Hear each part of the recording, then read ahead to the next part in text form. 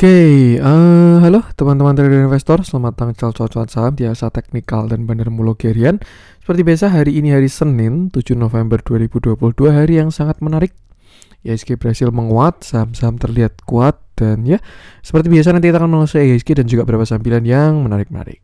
Sebelumnya, buat teman-teman yang mau kasih tip support donasi untuk cuan-cuan saham, bisa caranya tinggal klik link sosial base deskripsi dan teman-teman bisa kasih tip support donasi untuk cuan-cuan saham dan juga pesan pribadi untuk saya. Terus buat teman-teman ada pertanyaan ketika atau saran, silahkan sampaikan saja, bisa via DM Instagram atau komen YouTube.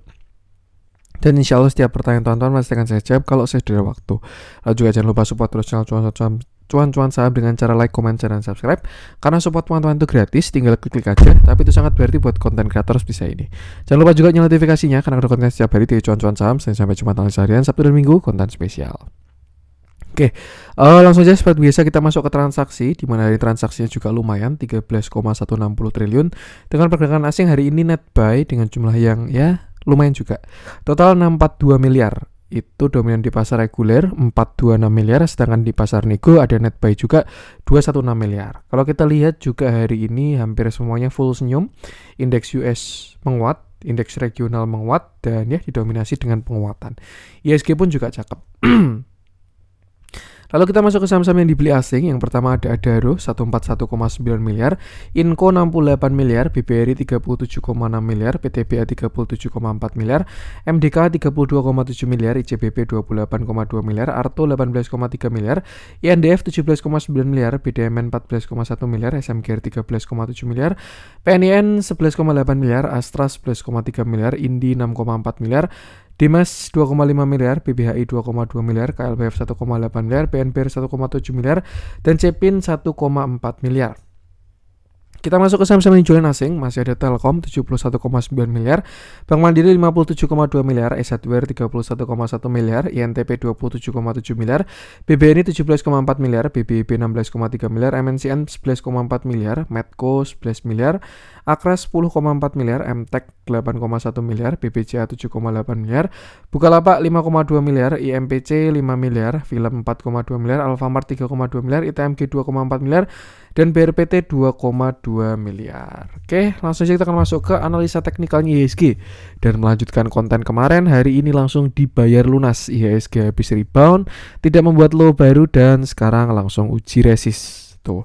Satu hal yang pasti, sekarang masih dalam posisi uji resist dan belum breakout. Artinya apa? Saat ini IHSG sedang berada di resisten. Jangan FOMO tetap ya, karena amannya tetap tuh konfirmasi. Ketika suatu saham, suatu pergerakan harga itu kena support atau resisten, pilihannya cuma dua, breakout atau mantul. Dan kalau misalkan breakout, saya rasa IHSG ada potensi ke 7376. Bahkan ya, nasib baik IHSG bisa sampai 7600, bahkan 7700. Kenapa? Karena dia ini higher low dan ini juga rejectnya dari 0,618. Cuman konfirmasinya bisa kita lihat lagi nanti di angka-angka penting ini. Untuk sekarang resisten masih di 7130 dan kalau dia break dari 7130 valid, IHSG bakal membentuk sebuah inverted head and shoulder, di mana ini shoulder kiri, lalu ini headnya dan ini calon shoulder kanan seperti itu. Dan ya, melanjutkan konten kemarin, semenjak tidak membuat low baru dan berhasil membuat higher high, saat ini PR terakhir adalah breakout dari 7100 sampai 7130. Kalau besok IHSG breakout dari 7130, saya rasa penguatan bakal bagus. Minimal yang pertama nutup gap dulu di sini ya, sekitar 7175. Lalu habis itu uji Fibonacci 0,786 di 7237, baru resisten terakhir di area 7300 sampai 7376. Kalau breakout all time high baru target ada di 7600 sampai 7792. Mulai kelihatan IHSG bakal ditarik apa, dan kalau saya lihat sih komoditas masih jadi motor utamanya. Bank digital cukup menarik, Arto, BBHI, so far so good. Beberapa yang bottom juga sudah mulai rebound seperti konstruksi dan lain sebagainya. Dan kelihatan kalau Big Bang-nya baru rehat. Seperti itu. Jadi ya, nanti kita akan bahas. Saya rasa banyak yang bakal kita bahas hari ini. Untuk sekarang view-nya masih sama sebenarnya, karena saat ini belum breakout ya, masih berada di resisten. Tinggal besok kita lihat breakout-nya. Kalau IHSG berhasil breakout 7130, saya rasa bakal menarik. Besok juga kalau kita lihat banyak saham-saham yang IPO, banyak banget, kalau nggak salah besok 4 ya yang listing kalau nggak salah, dan salah satunya itu ada Blibli. Dan kalau teman-teman tahu Blibli itu kan market cap-nya cukup besar ya. Jadi ya bakal kerasa juga ke IHSG. Tinggal kita lihat besok bagaimana pergerakannya. Yang jelas saya rasa kocokan-kocokan pasti akan ada ya. Melihat dari penjatahannya beli-beli yang cukup besar juga. Jadi ada potensi udah dijatahkan ke retail. Cuman ya kita nggak bahas detail dulu untuk IPO. Kapan-kapan coba saya bikinin segmen untuk pembahasan saham IPO, sepertinya bakal menarik. Cuman untuk sekarang masih belum kepegang. Yang jelas besok tetap sama, batasi resiko. Kita lihat uji resistennya. Selama belum break, pattern adalah potensi. Tapi kalau sudah terkonfirmasi, baru bakalan cakep. Perhatikan 7100 sampai 7130. Kalau break minimal nutup gap dulu di sekitar sini ya, 7175. Dan kalau break lagi tinggal lihat resisten selanjutnya. Pilih saham yang tepat dan jangan lupa selalu batasi resiko. Seperti itu. Untuk support sekarang masih di sini, saya rasa sekitar 7050, 7010, 7000 dan 6980. Tuh. Dan ya tentu IHSG. Langsung saja kita akan masuk beberapa saham pilihan. Cuman perlu saya pause sebentar. Oke, itu untuk IHSG. Langsung aja kita akan masuk ke beberapa saham pilihan. Kita mulai dari yang dijualin asing dulu. Kita cari yang ada spread. Yang dibeli asing tadi banyak yang menarik ya, yang ada spreadnya. Kita mulai dari yang dijualin asing dulu aja. Saya pengen bahas dari S Hardware. Ini juga lumayan oke. Ingat kemarin sudah rebound ya. Bentar, maaf. Oke, kita bahas dari S Hardware. Hari ini S Hardware turun 2,54% dengan candle yang tidak terlalu solid sebenarnya dan volume yang cukup besar dari S Hardware ini. Terakhir S Hardware dia bottom di 490 sesuai view dan itu adalah area yang kuat dari S Hardware. Dan ya, saat ini dia sedang berusaha untuk rebound atau menguat. Kalau kita lihat S Hardware ini masih saham downtrend akut, jadi ya dramanya bakalan banyak, harus breakout dulu, harus higher low higher high. Dan kalau kita lihat kenapa kemarin dia reject, karena dia kena sebuah downtrend channel seperti itu. Jadi wajar kalau misalkan dia turun dulu. Satu hal yang cukup menarik adalah hari ini dia sampai 550 dan itu juga area support ya, 535 sampai 550 dan terlihat ada rebound. Cuman kalau kita lihat belum ada higher low-nya juga. Jadi bakal sangat wajar kalau S Hardware ini dia bakal turun dulu. Tuh, entah sampai 535 atau bahkan sampai 490 dan itu tidak jelek. Jeleknya gimana? Jeleknya kalau S Hardware jebol 490. Karena artinya kalau dia jebol 490, S Hardware bakalan lower low, masih melanjutkan downtrend. Tapi selama dia tidak jebol dari 490, penurunan ini adalah pembentukan kaki kanan atau sebuah higher low untuk reversalnya dia. Kalau saya rasa, menurut saya ini sudah cukup menarik S Hardware ini ya, tinggal dipantau retracementnya dari 490 sampai high-nya di 610. Dan ini adalah beberapa support dari S Hardware, ada di 560, 545, 530, 510 dan 490. Kalau menurut saya dilihat dari yang masih downtrend yang akut seperti ini ya, saya rasa menarik buy-nya di sini 530 sampai 490, lalu stop loss-nya di bawah 490. Itu posisinya juga masih tidak terlalu spek buy sih. Setidaknya ada patokan, sudah ada pantulan sekali. Seperti itu. Lalu untuk konfirmasi reversalnya ketika nanti dia berhasil breakout 610. Pertama dia bakal breakout downtrend, lalu dia breakout high dan itu adalah langkah awal menuju uptrendnya. Untuk target optimis saya rasa masih sama. Itu ada di sini sekitar 985. Risk rewardnya bagus sebenarnya. Kalau misalkan mau dieksekusi ya. Misalkan contoh antri di 530, target ke sini 975, nge-swing ya. Terus stop loss di bawah 490. Nah, misalkan 475 atau 480. Nih, 1 banding berapa nih? 1 banding 10. Stop lossnya 8,5%, rewardnya 85% kalau view ini hit. Cuman ya sebelum menuju ke sana, jelas bakal banyak halangan rintangan juga karena masih banyak downtrend yang belum di break. Tuh. Cuman so far ini adalah beberapa resisten dari si S Hardware ya. Kalau misalkan nanti dia berhasil breakout 610. Yang jelas saat ini perhatikan retracementnya dulu 530 area-area tadi dan selama tidak jebol 490 penurunan ini adalah kesempatan untuk beli. Tuh. Cuman jangan lupa tetap stop loss di bawah 490. Karena kalau dia masih jebol dari 490 artinya S Hardware bakal jebol area demand yang pertama, yang kedua dia bakal lower low yang artinya akan melanjutkan penurunan. Dilihat dari divergennya juga sebenarnya sudah menarik, bakal cakep kalau misalkan dapat di kaki kanannya dan selama tidak jebol 490 seperti itu. Kita lihat dalamnya dari S Hardware hari ini agak disayangkan aja retracementnya volumenya agak besar. Kalau volumenya kecil menarik banget high conclusion lah, tapi kalau sekarang masih 50-50. Kita lihat dalamnya masih terjadi distribusi. So far dia sudah mulai bertengger di EMA 20. Cuman amannya ya tunggu konfirmasinya. Yang jelas selama tidak jebol 490, as hardware sudah bagus seperti itu. Bagus itu tergantung view ya nih. Karena kalau kita lihat semenjak dia swing low belum ada swing high. Jadi ya ini ada potensi dia mau ke swing high-nya. Nah, ini kan pas kan? Nah, ini. Tuh, kalau jackpot ya kira-kira kesini lah. Ya, pas ke swing high-nya. Tergantung nanti naiknya sekuat apa. Kalau misalkan naiknya kuat banget bisa aja ke sini. 980 ya, pas neckline, pas downtrend line.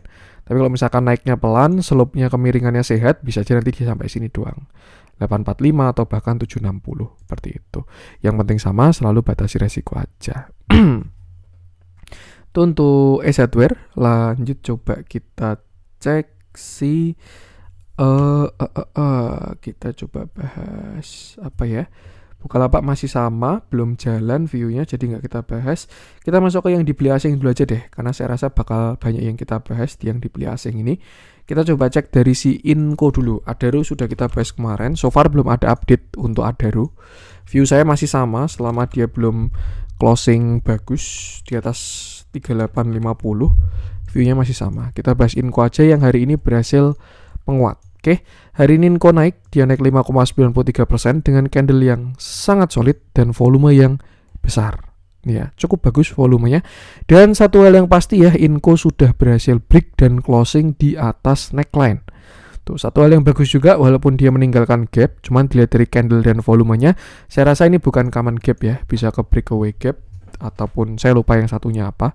Cuman yang jelas dilihat dari closing hari ini Inco menarik kalau menurut saya. Tuh.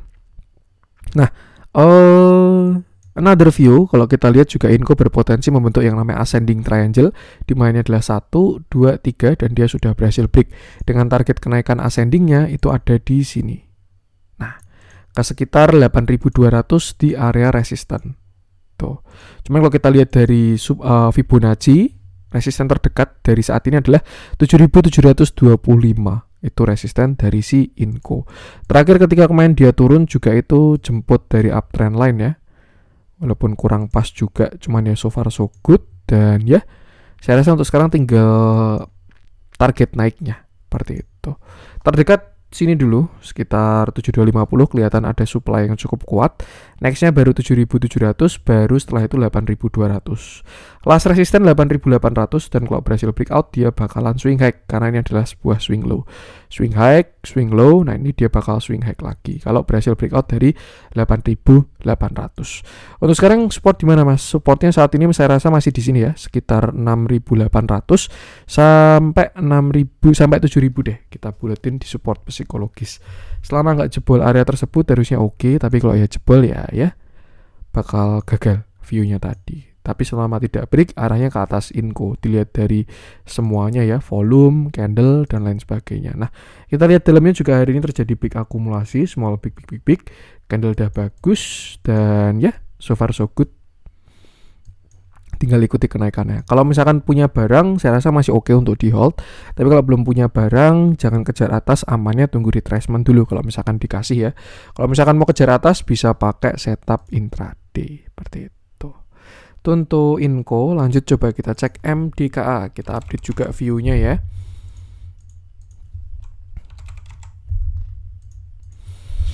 Oke, hari ini MDKA berhasil menguat juga 6,02% dengan candle yang bagus juga dan volume yang bagus juga.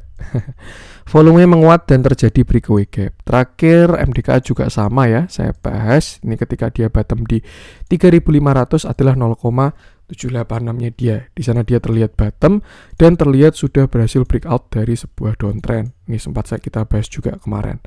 Lalu kemarin MDKA berhasil breakout 5% dan ya di sini dia sudah valid reversal karena membentuk sebuah higher low dan juga sebuah higher high seperti itu.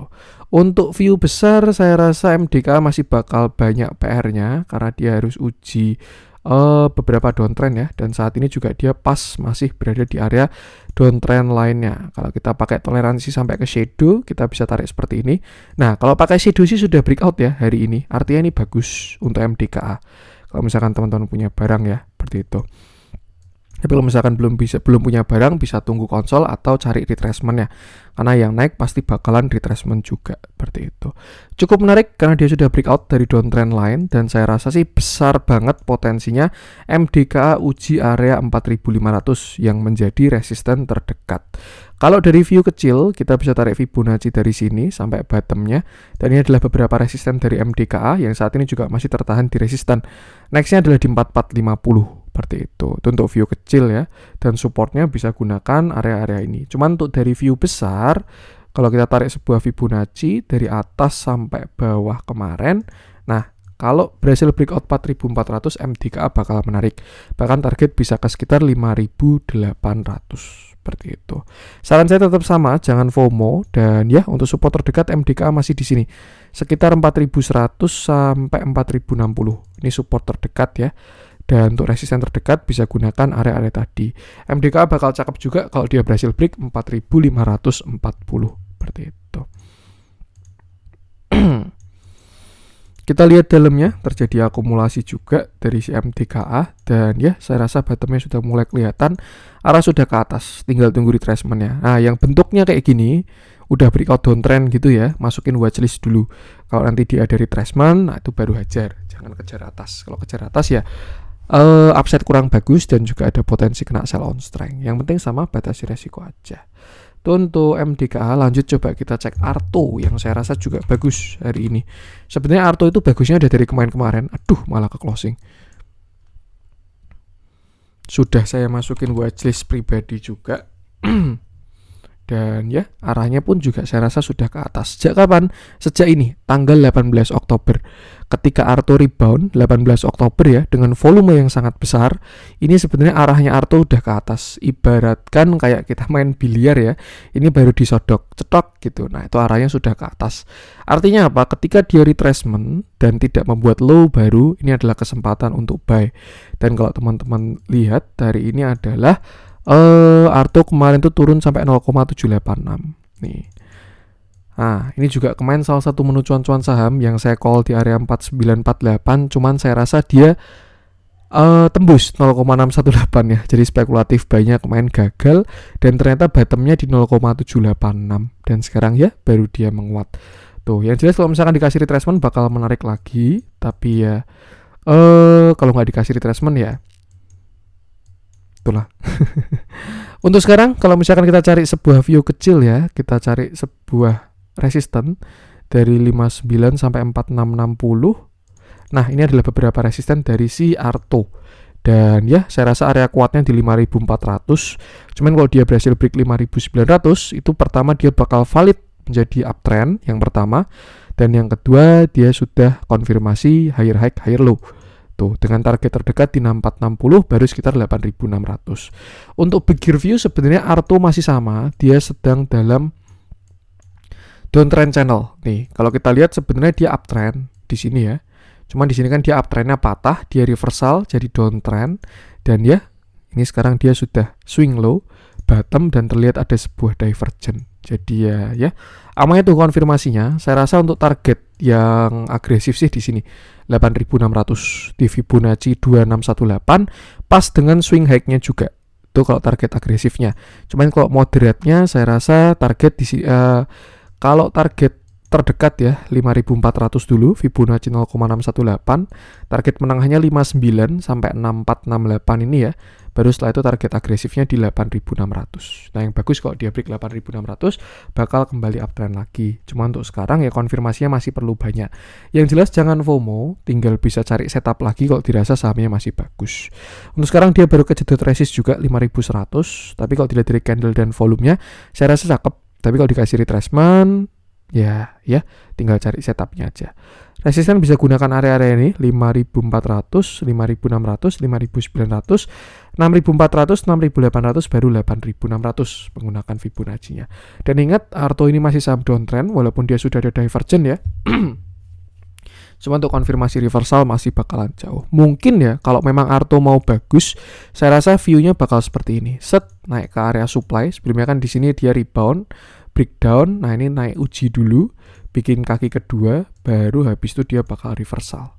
Ini kalau view bagus. Tapi kalau view jelek ya artinya dia bakal naik sampai 8.600, swing high lalu swing low sekali lagi. Seperti itu. Jadi ya, batasi resiko.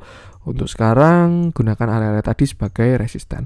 Untuk support masih agak jauh. Ini juga saham volatil ya. Saya rasa masih di 4.800 sampai 4.660 untuk support saat ini. Dan selama tidak jebol 4.660 atau sudah oke. Dilihat dalamnya juga candle bagus, ujuk-ujuk terjadi akumulasi small big dengan broker-broker yang cakep, membeli barang-barang broker-broker yang cakep juga. XL, BB, SQ, YP, CC, PD, XC, CP, dan seterusnya.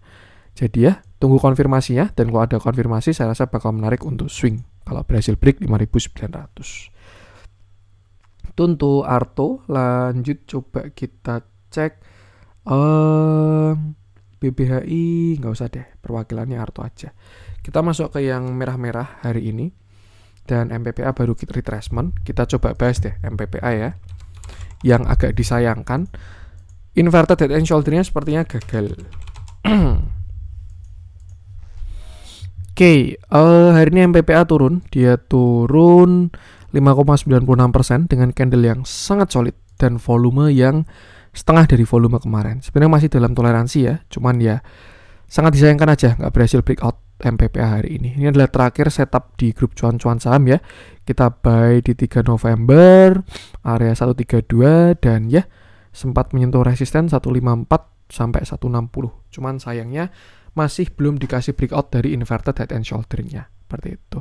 Lalu sekarang gimana Mas? Ya kembali kita ke bigger view aja, yang mana MPPA ini juga terlihat sudah bottom sebenarnya. Kalau kita tarik dari tren awal ya, nih dia berada dalam uptrend line ya, di uptrend majornya lah, major uptrendnya, dan sudah terbentuk yang namanya pattern reversal falling wedge ya. Cuman ya itu yang dimaksud dari dramanya saham downtrend ya. Rasanya sudah break yang sini, nah, tapi ternyata belum break yang atasnya. Dan ya jadinya seperti ini. MPPA juga terlihat ini yang dimaksud dengan falling wedge. Tuh ditambah dengan bullish divergence juga, makanya kemarin saya call ya. Dan kalau kita lihat dari closing hari ini, saya rasa dia masih respect dari uptrend channelnya, downtrend channelnya, seperti itu. Nah, another view, kalau kita tarik yang sudah di break ya, dari sini kita tarik sebuah Fibonacci dari 248 sampai low-nya kemarin di 114. Nah, dan dia masih kejedot dari area 0,382 seperti itu. Terus sekarang kira-kira gimana Mas MPPA ya? Saya rasa untuk sekarang potensinya adalah membentuk sebuah ascending triangle tuh, karena dia masih belum break ya. Tuh, dan ascendingnya bakalan seperti ini. Nah, nih cukup kuat slope-nya. Jadi ya besok mungkin bisa dipantau. Selama dia nggak jebol 132 harusnya masih oke. Tapi kalau dia jebol 132 ya jelek-jeleknya dia bisa bikin kaki kanan sampai 1414 seperti itu. Kalau dari potensi bullish sebenarnya masih butuh banyak konfirmasi ya. Cuman kalau dilihat dari volumenya, saya rasa sudah ada tanda-tanda. Ibaratkan ya tinggal masukin watchlist, cari entry yang bagus. Sayang banget nggak berhasil breakout hari ini. Saya juga trailing stop tadi ya, karena ya nggak dikasih breakout untuk si MPPA. Untuk sekarang coba perhatikan area sini ya, 140 sampai 130. Selama nggak jebol yang 132 harusnya oke, tapi kalau jebol 132 ya retrace-nya bakalan agak dalam. Seperti itu. Dan yang penting sama, selalu batasi resiko. Dilihat dalamnya langsung terjadi distribusi setelah kemarin akumulasi ya. Dan kelihatan banyak retail yang FOMO juga kejar di atas 146, 143, 147, diguyur yang kemarin tarik. Seperti itu. Tuh. Jadi ya batasi resiko, gunakan support-support tadi. Amannya sih jangan spekulatif buy ya. Tinggal tunggu sedikit pantulan, reject, baru entry dengan stop loss di bawah low-nya. Itu untuk MPPA, lanjut coba kita cek. Pegas sudah kita bahas dan on track masih. Elsa kejedot resist sudah kita bahas 400 sampai 390 memang resistnya dia. Bank Danamon juga udah, kita masuk ke yang hijau-hijau aja, siapa tahu ada yang menarik kita bahas. ADMR kemarin sudah kita bahas ya, Happy Cuan kalau ada yang mengeksekusi view ADMR di YouTube kemarin. Saya pengen coba cek BRMS aja deh, yang naiknya lumayan. Ini perwakilan hijau-hijau hari ini.